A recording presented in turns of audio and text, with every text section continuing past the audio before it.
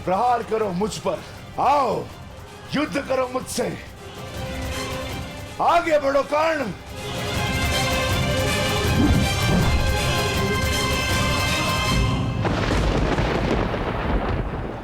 मैं वचन देता हूं कि अर्जुन के अतिरिक्त आपके किसी पुत्र का वध नहीं करूंगा मैं।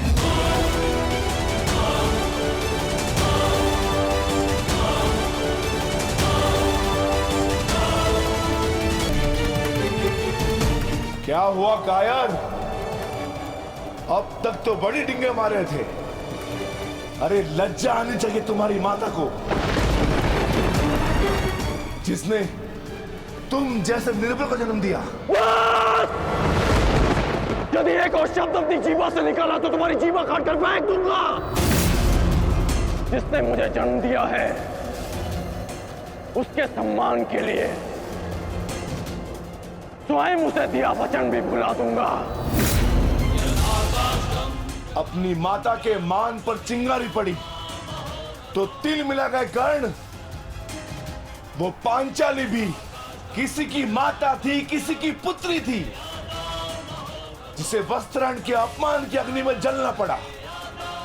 और अब वो अग्नि कौरव पक्ष में उपस्थित हर एक को भस्म कर देगी। कर्ण, तुम्हें भी।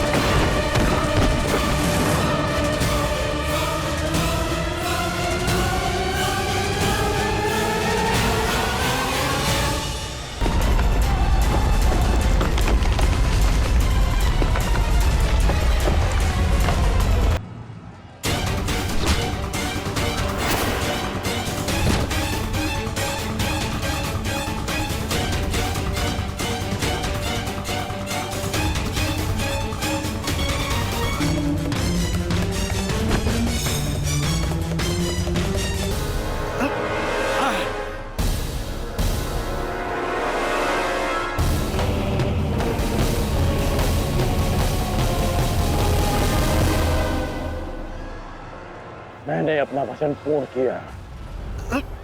तुम ये रेखा पार नहीं कर पाए, आज तुम किसी और कौरव का वध नहीं कर पाओगे। बोलो ना सही, मैं तुम्हारा वध कर दूंगा। उसका अवसर कभी और ढूंढना भी, क्योंकि सूर्यास्त हो चुका है।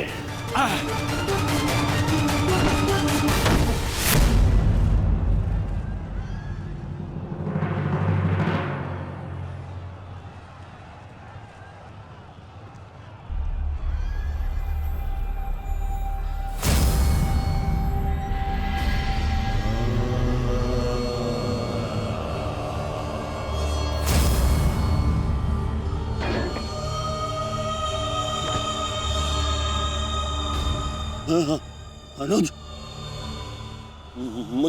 मुझसे बात करो। तुम्हारा चेष्टा है, उत्तर दो से।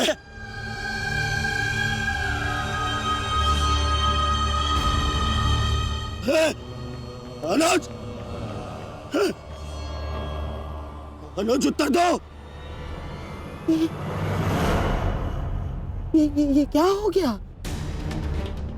तुम सबने कभी अपने देश की बात का उल्लंघन नहीं किया, तो आज ये उदंडता क्यों?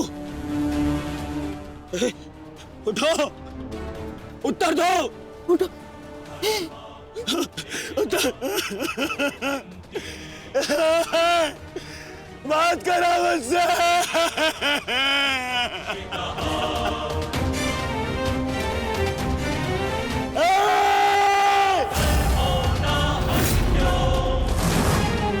क्या क्या भीम, ये क्या किया तुमने? केवल कहने को ज्येष्ठ भ्राता था मैं पिता से अधिक इन्होंने मुझे सम्मान दिया है। ये चाहते थे कि अपने कंधे पर उठाकर मुझे सम्राट के सिंहासन तक लेके जाएंगे। बस तुमने मुझे विवश कर दिया। मैं इनकी अर्थी को कंधा दूं,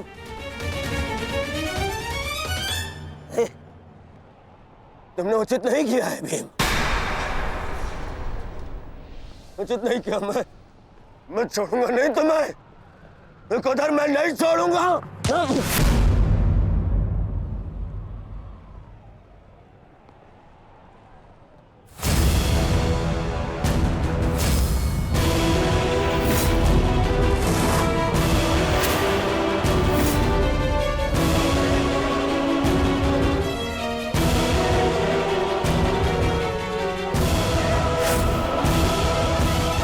शांत युवराज, युद्ध के नियम के अनुसार आज का युद्ध संपन्न हुआ और इस समय प्रहार करना वर्जित है।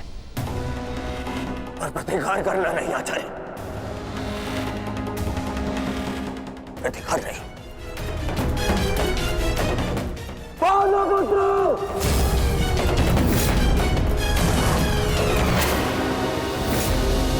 अपने इन 5 भाइयों के निर्मम हत्या का प्रतिशोध लूंगा मैं। किसी एक को भी जीवित नहीं छोड़ूंगा मैं, ये मेरा वचन है। मेरी प्रतिज्ञा मत भूलो दुर्योधन। तो नियति तुम्हारे 5 भाइयों की हुई है, वही नियति तुम्हारे शेष 95 भाइयों की भी होगी। दुर्योधन! मैं इसे नहीं छोड़ूंगा। राजा भीम रुक जाइए, ये सही समय नहीं है।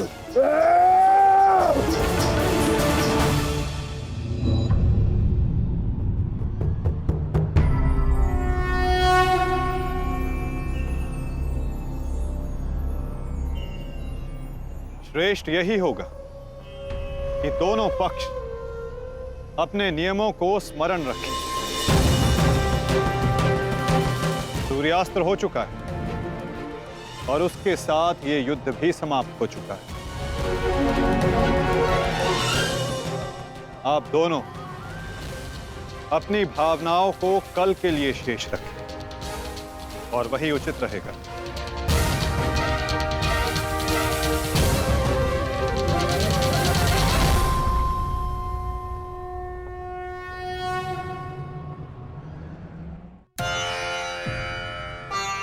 मैं आपको पुनः लौटा रही हूँ महादेव।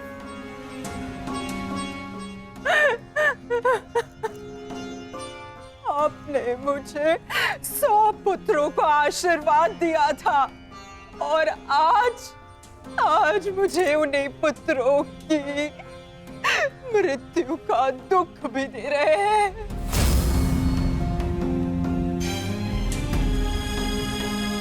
विलाप ना करो गांधारी, युद्ध में मृत्यु होना निश्चित है। कभी स्वयं के पक्ष के योद्धाओं की और कभी विरोधी पक्ष की। ईश्वर को दोष मत दो, ईश्वर का धन्यवाद करो कि तुम्हारे पुत्रों को वीर गति प्राप्त हुई है। आपके मन को समझाने के लिए ये तर्क पर्याप्त हो सकता है आर्य, परंतु मैं क्या करूं? मैं तो एक माता हूं ना। मेरे तप के बदले महादेव ने मुझे ये आशीर्वाद दिया था, तो फिर ये मेरे तप का फल मुझसे कैसे छीन सकते हैं? कैसे आर्य? पूछिए इनसे, इन्होंने ये अनर्थ क्यों होने दिया? जो पहले मुस्कान दी तो फिर बाद में आंखों में अश्रु भर दिए।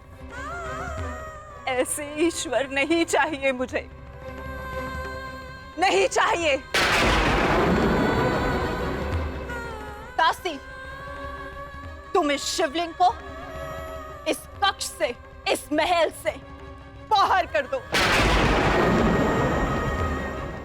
मुझे नहीं चाहिए कोई प्रभु, कोई मंदिर, किसी चीज की आवश्यकता नहीं है मुझे।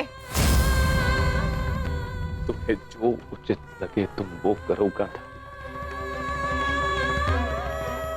मैं वो करूंगा जो मुझे आवश्यक लगता है। रथ सज्ज करो संजय, मैं इसी क्षण कुरुक्षेत्र जाऊंगा।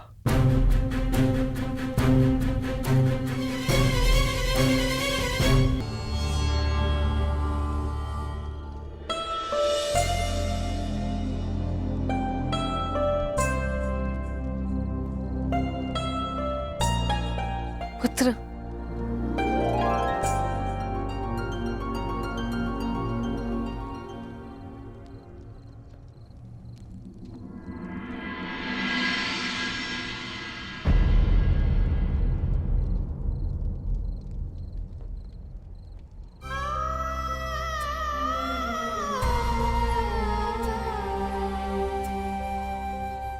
युद्ध में योद्धा को घाव लगना सामान्य बात है। आप चिंतित मत होइए। मैं जो भी कर रही हूँ अपना कर्तव्य समझकर नहीं, बल्कि पश्चाताप समझकर कर रही हूँ। एक पुत्र को खोने का कष्ट, उसकी पीड़ा एक माता ही समझ सकती है। मैं भी एक माता हूं, परंतु दुर्भाग्य से इस अनर्थ को रोकने में सक्षम नहीं हूं। इसलिए लेप लगा रही हूं अपने मन के घाव को, थोड़ी शीतलता देने का प्रयास कर रही हूं। पुत्र, तुम दुर्योधन के पास जाओ। इस समय उसे अपने मित्र की सबसे अधिक आवश्यकता है।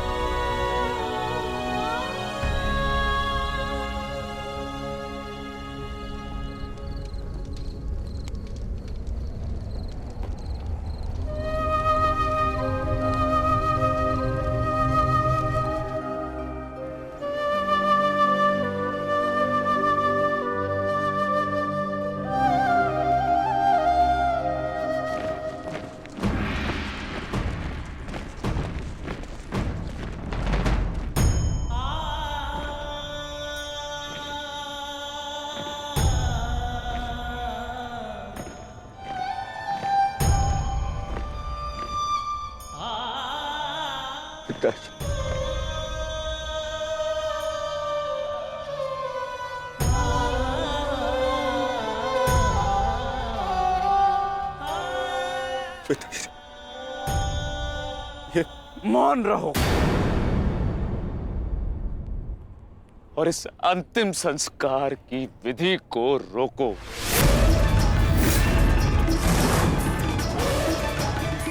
मेरे पुत्रों का अंतिम संस्कार नहीं होगा।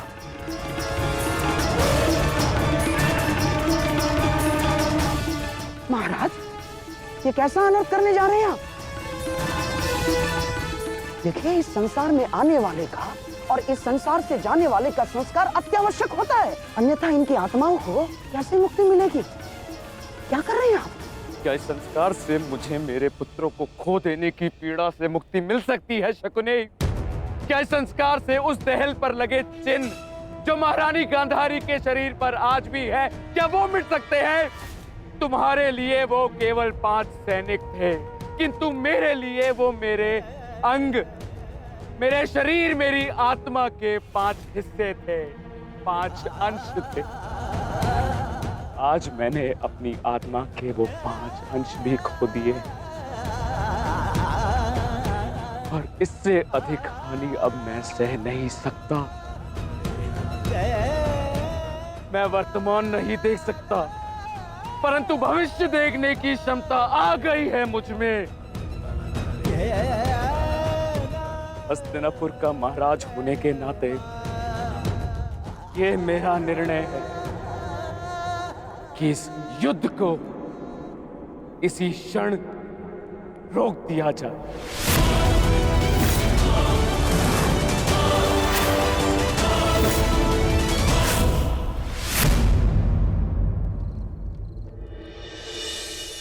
पिताश्री, और उन पांडवों का अंत करना है हमें। समस्या पांचों भाइयों की नहीं दुर्योधन, केवल अर्जुन और भीम की है। उन्हें रोकने के लिए हमें एक योजना की आवश्यकता है। उस भीम को आप मुझ पे छोड़ दीजिए। अपने भाइयों की मृत्यु के मैं स्वयं प्रतिशोध लूंगा। और अर्जुन को रोकेगा कर्ण। गुरु द्रोण अर्जुन के लिए पर्याप्त है मेरे होने वाले सम्राट। अर्जुन मेरा लक्ष्य है, उसे रोकने में मैं सक्षम हूं। तुम्हारे कौशल और सक्षमता पर मुझे कतई संदेह नहीं है अंगराज, परंतु पता नहीं क्यों तुम उसका उपयोग नहीं कर पा रहे हो। नहीं तो आज युद्ध के आरंभ में ही वास्तविक शक्ति का उपयोग करके तुम अर्जुन का अंत कर सकते थे कर्ण, परंतु तुमने ऐसा नहीं किया। आपको तो कुशलता दिखानी थी, परंतु स्मरण रहे ये समय कुशलता दिखाने का नहीं है अंगराज। शीघ्र अतिशीघ्र युद्ध समाप्त करने का है। और यदि तुमने आज ऐसा किया होता अंगराज कर्ण, तो आज 5 कौरवों की नहीं 5 पांडवों की चिता जल रही होती। मामाजी, कर्ण को कब कौन सा अस्त्र चलाना है ये निर्णय उस पर छोड़ दीजिए। आज हम सब ने कर्ण का कौशल देखा है। मेरे अन्य भ्राता आज सुरक्षित है तो वो कर्ण के कारण।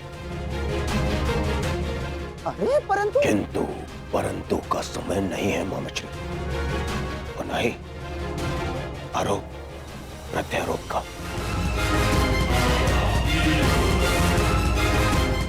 ये समय है साथ रहने का, उनका और उनकी उन उदंड पुत्रों के अंत करने का समय है ये।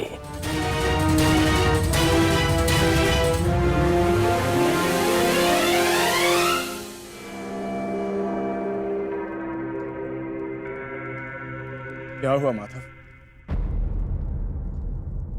आप इतने अशांत प्रतीत क्यों हो रहे?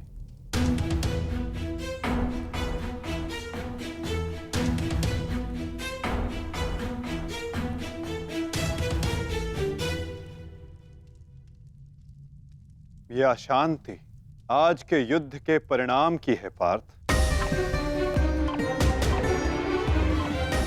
आज युद्ध में दुर्योधन ने अपने 5 अनुजों को खोया और कल वो युद्ध में इसका प्रतिशोध लेने उतरेगा।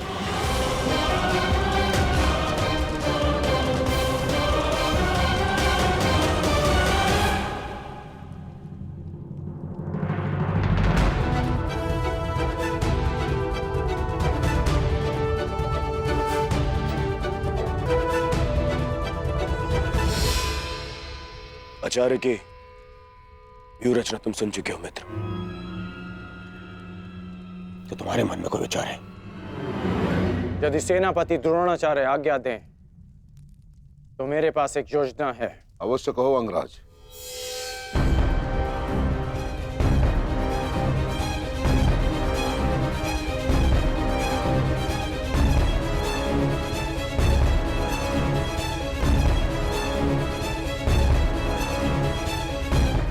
अद्भुत कर्ण, अब उन पांडवों का विनाश निश्चित है। अब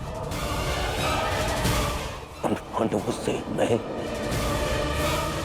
अपने भ्राताओं की मृत्यु का प्रतिशोध अवश्य लूंगा।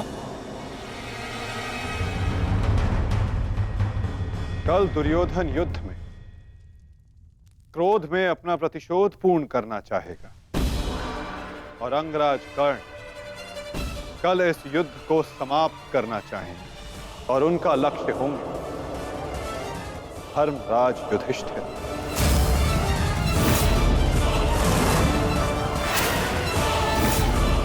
और हम सब का लक्ष्य होगा कौरवों की रणनीति को तोड़ देना।